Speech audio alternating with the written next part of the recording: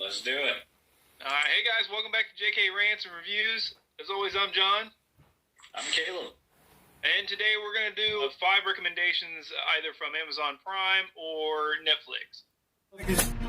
That fell. And this might be... broke it. He broke it! Let's get do your thing, cuz? No. You're going to break the table. And here we go.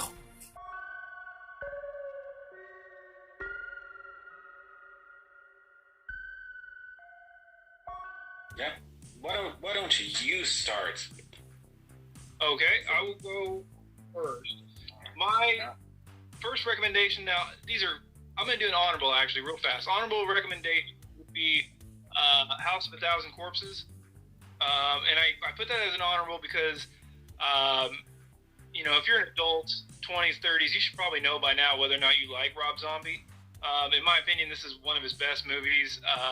If you're into that, dark, gritty, gruesome, if you're into that kind of stuff, House of a Thousand Corpses is good. The acting is good. The cinematography is good. Everything's solid. But you've got to like Rob Zombie's style. But I do like this movie. Yeah, I don't have an honorable, and that breaks my heart a little bit. I'm really shocked that you mentioned that as just an honorable. That kind of breaks my heart a little.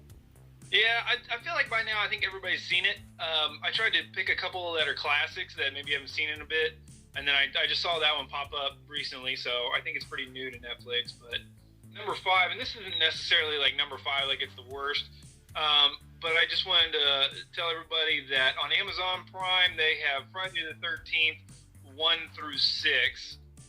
Which are, fantastic. I mean, I like the rest of them as well, but 1 through 6 is solid, and that's a heck of a good marathon if you have the time to watch 6 movies.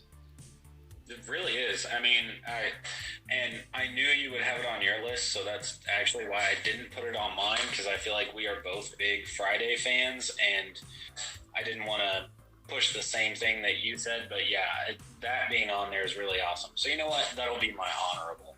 The Friday the 13th. Almost, till you gets Kane Hodder. Breaks my heart.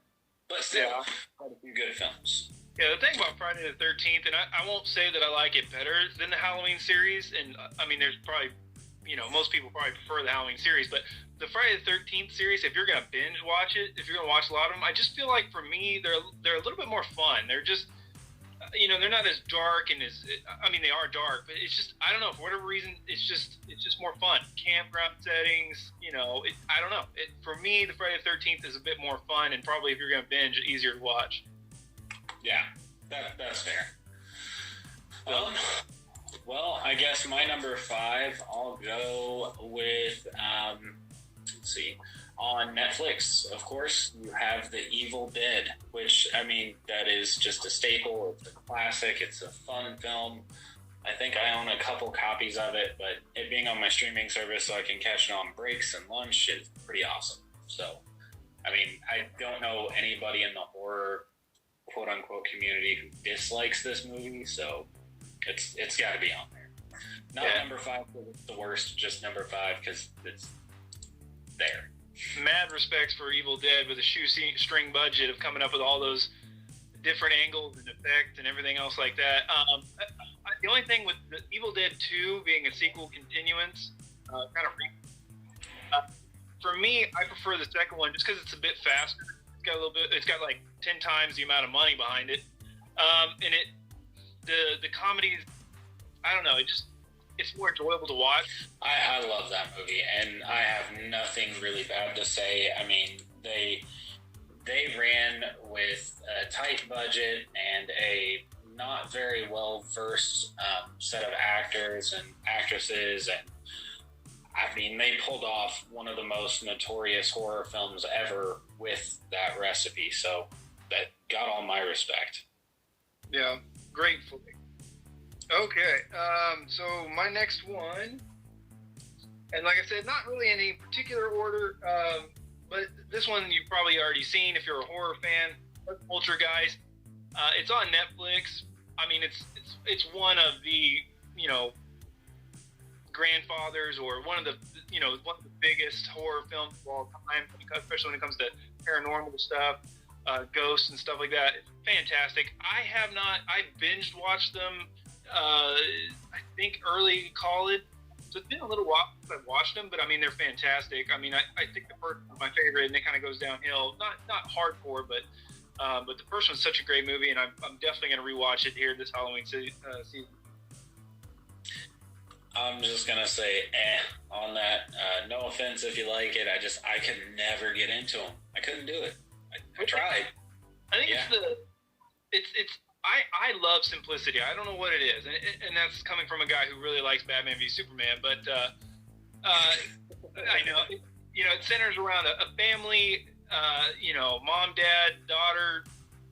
You know, and it actually has.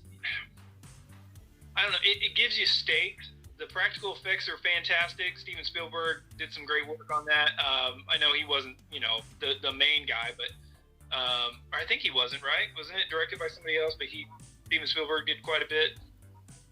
Yeah. Does that sound right? Yeah. Yeah, but yeah, I think I like it because of the simplicity, and it you know, it did it before everybody beat a dead horse. Like I don't really care for ghost movies anymore, because for the most part, if you can't or get away from them, it's not fun to watch anymore. It's just people getting killed that have no chance. See, I'm with you there. Like that is like, I'm not a huge ghost movie person. I think that's why I don't have it on my list. But of ghost films, this is actually one of the better ones. It set the bar, and you can watch that film and then watch later movies and just see a copy-paste scenario. Right. So that made my, like, towards it as well, is because I've seen it done so many times now, but I will tip my hat to the original. Yeah. Yeah. I think there's only a few I like. Like, I love The Conjuring, the first one. I like Paranormal Activity for the simplicity, slow build. You know, you get to know the characters. It just feels realistic without being, you know, a standard first person. But anyway, yeah, I agree. I think that's the reason why I really don't like It Follows. I can see all the great cinematography and the music's fantastic, but if you can't do anything against the villain, it just doesn't do anything for me. At least Michael and Jason, like, you can hit them and run, or, you know, you can kind of hurt them a little bit depending on which movie you're in. It gives you a sense of you might be able to survive, but in ghost movies where you can't get away from them, can't do anything, doesn't interest me. Yeah. No, I'm with you. I would definitely say the first Conjuring is 1 in a million of weirdly good movies to come out in the past, like, 10, 15 years. Yeah. That it set itself apart, and then of course all of its sequels and spin-offs. Right. But I mean, in that section of films, I feel like Amityville Horror would be my top. Like, it's such a great movie. Okay, I'm getting off track here. I mean, I've been meaning to watch that. I think that's either on Netflix or Amazon as well. I have the DVD. Great flick. The remake with Ryan Reynolds, so good. Oh, of remakes, that one I feel like doesn't make people's list often enough for being a good film. Right. Yeah, but it should. Yep. Okay, so I guess for my number 4, and this is, you know, coming from somebody that you just heard say what he said with the on Amazon Prime, you've got Hatchet 3. I mean, I think you've got most of the Hatchet series on there right now, but for some reason, Hatchet 3 just has this fun build that the other films kind of didn't have. And like John likes to say, it put the series in a bow. It ended it on a note. So yeah, Hatchet 3. Yeah, I really wish they would have stopped there. I understand having a love for your franchise and coming back, but yeah, 1, 2, and 3 are such a good idea. And it's a lot of the same thing. You know, it doesn't go anywhere else. It's a swamp. It's Victor Crowley. It's the same character. I mean, they had new B characters in there, but I just didn't feel like you needed another one. But it wasn't bad. I would rather you stop on a high note than try to go back. But Yeah, that is a great flick. I really did enjoy that. Yeah.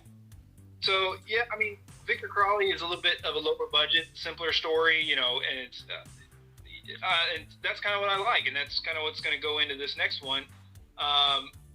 Is going to be Creep 1 and Creep 2. It is on Netflix.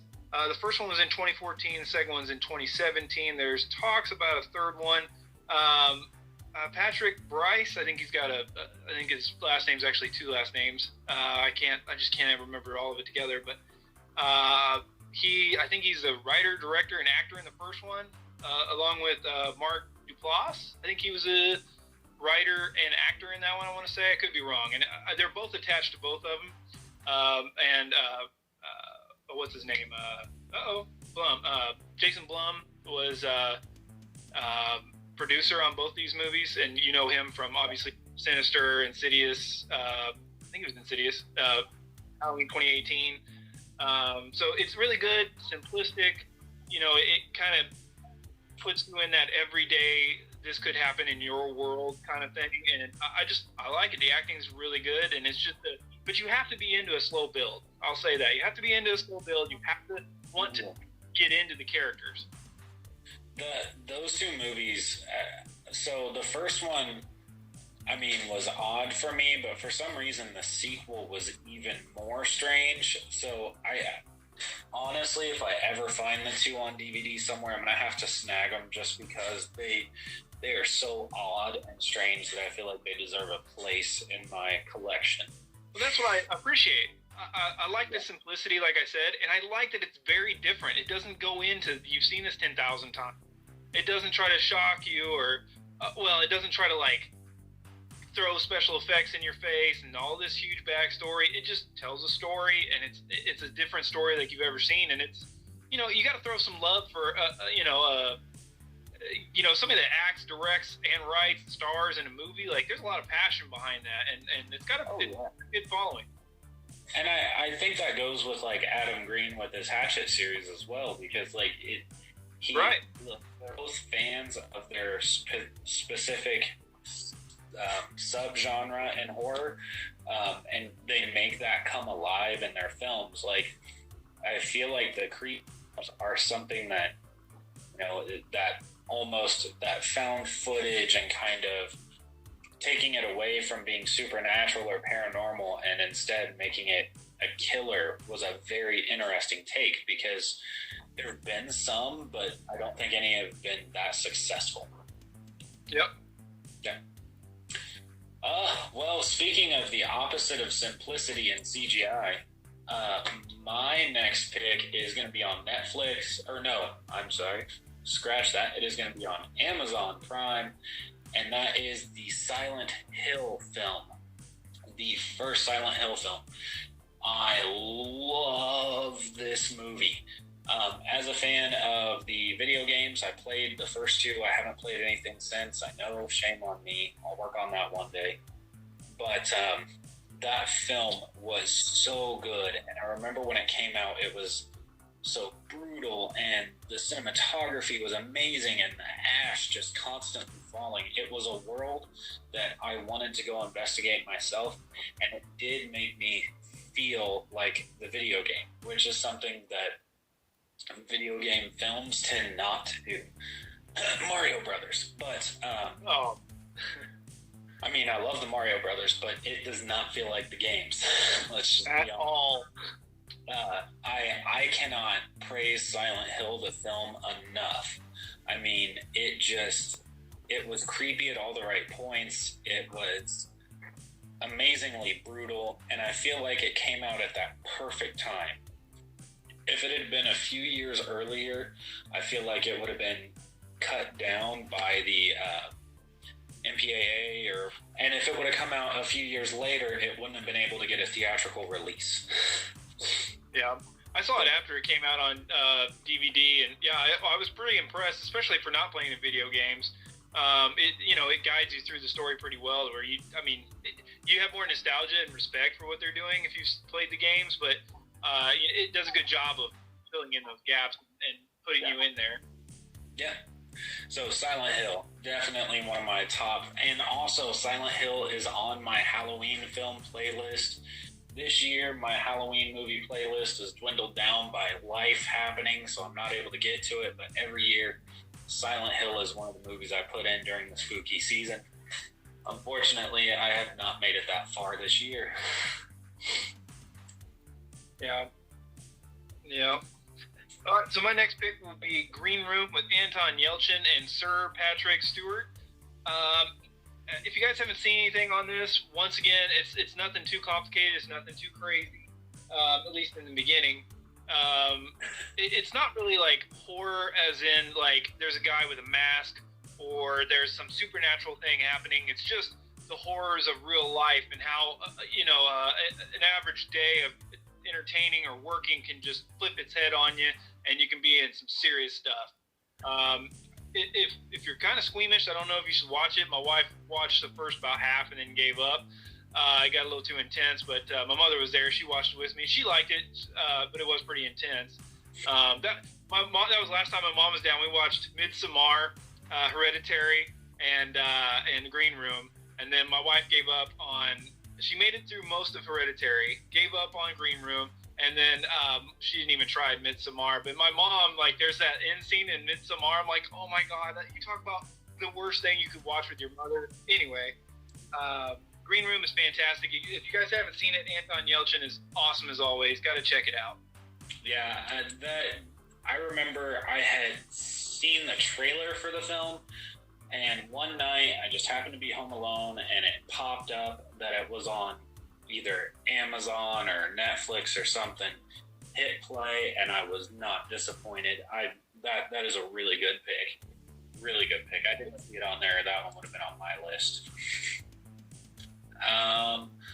Let's see. All right, I think I'm going to go ahead and go for my next pick on Netflix. This film I had heard lots of rumblings about. Didn't get to see it until actually a few months back, and that is Session 9. It is currently on Netflix. It does not have the highest budget in the world. It has a very good cast and a very simple haunt/ghost plot that doesn't go over the top like the films that we were talking about earlier. It's not a copy and paste of any film before it. It has this vibe that is really, really awkward, that feels like films of its time, like May and Blair Witch 2 Book of Shadows, and it has this creepy vibe. I don't know how to explain it. Maybe it's just a time from when I watched movies, but it was really good. I had a lot of fun with it, and I definitely recommend it. I'll have to check that out. I have not seen it, so yeah, I'll definitely have to check that out. I'll have to slide that in somewhere between all the 15 movies I just bought and movies I want to watch. Oh, man, I'll feel that. My top movie, and I would say this is my top, only because I don't think it gets enough love, and it's slasher, kinda, which is what I love. It's kind of home invasion, which is great, and that is Hush. 20. Do it. You suck. That was going to be my next pick. That's awesome. Yeah, 2016, directed by Mike Flanagan, and you guys probably know him from Dr. Sleep if you saw that. Dr. Sleep's okay. I didn't really care for it. It doesn't live up to The Shining for me, but Hush is fantastic. Once again, I'm going to say it. I take a shot every time I say simplicity, but simplicity, quality over quantity. Acting is phenomenal. Similar but different than anything you've seen. Grounded. Freaking love this movie. Nothing negative to say about it. I think I've only seen it twice. I would love to see it again. It is going to happen this Halloween. It's going to happen. My wife actually would make it through this one. So this movie was shockingly good. I remember hearing a lot about it, and I sat down to watch it, and I was really happy with how Hush came out. It was really, really good. Sorry, got sidetracked. Really good movie. I guess since you took my next pick. That's what you get for letting me go first. Oh, God, that was a stupid move. I'm going to go ahead, and this is not going to be an honorable mention. This is going to be an October favorite. Actually, it's a year-round favorite for me. Netflix with House of a Thousand Corpses. I know he said it earlier. I know we had a little mini discussion, but this movie to me is more than an honorable mention. It came out at that perfect time in my life. Kind of like we discussed during our Child's Play reviews, where Bride of Chucky came out at the perfect time in my life to be a staple in my house. House of a Thousand Corpses came out at the right time in my life to be a staple in my house. I still have my VHS copy from when I first bought it. Like, that is one of my all-time favorite movies. I'm not saying that it's a 10 out of 10 by any means, but it is definitely a movie that I'll put it on any time of year. I don't care. I'll watch it 3 days in a row. See, I think I messed up with it. I watched The Devil's Rejects because The Devil's Rejects, it doesn't really tell you it's a sequel. I mean, it was one of those where I was like, well, that's a cool cover. Oh, Bill Moseley. I think I know him from something. Rob Zombie. Okay. Yeah. And then I get home, and once again, I'm watching this with my mom, and it gets to the rape scene. I'm like, oh my God, we just turned it off. We're like, really? Like, this is too far. And now, I will say that I wish I would have watched House of a Thousand Corpses first.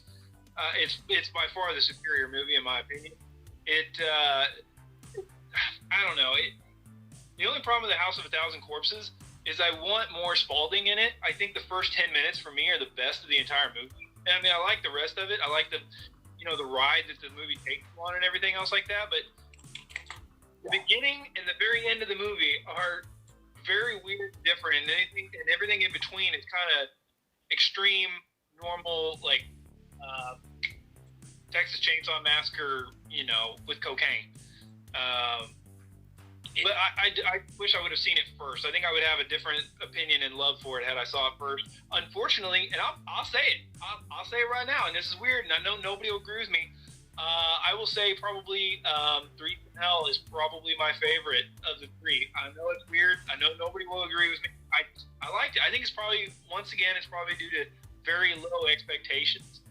And loving the characters enough to where it was great to see him again. And Sid Haig passed, and I got to see him on the screen after we met him, and I think a lot of that played together. Yeah, no, I can see that. So personally, I have always loved House of a Thousand Corpses.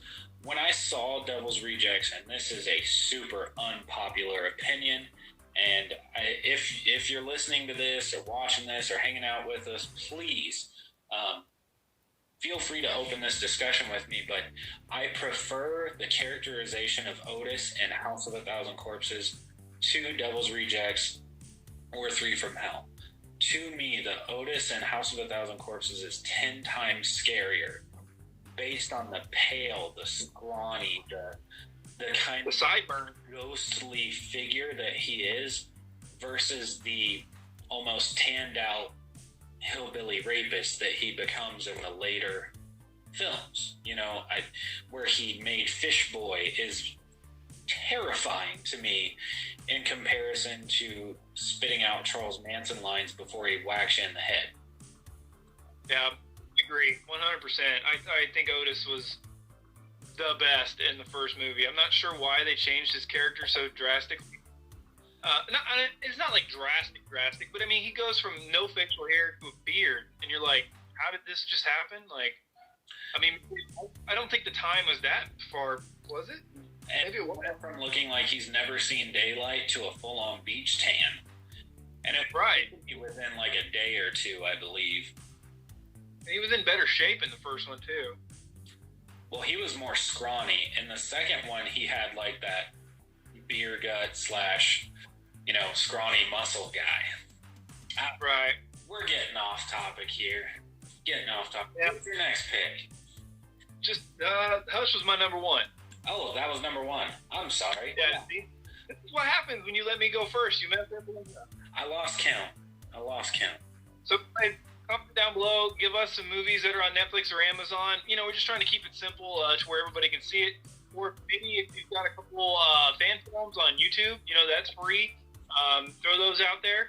I know that Never Hike Alone in the Snow is coming out. Voorhees is coming out. Voorhees is coming out. We will probably. I would like to do a commentary on both of those. I would too. But so, yeah. Well, the nice thing is they're short, so we might be able to squeeze them in. Yeah, we're gonna try.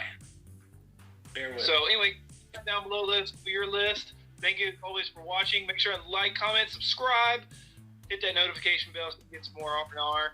Until next time, JK out. Just watch House of a Thousand Corpses and call it a day.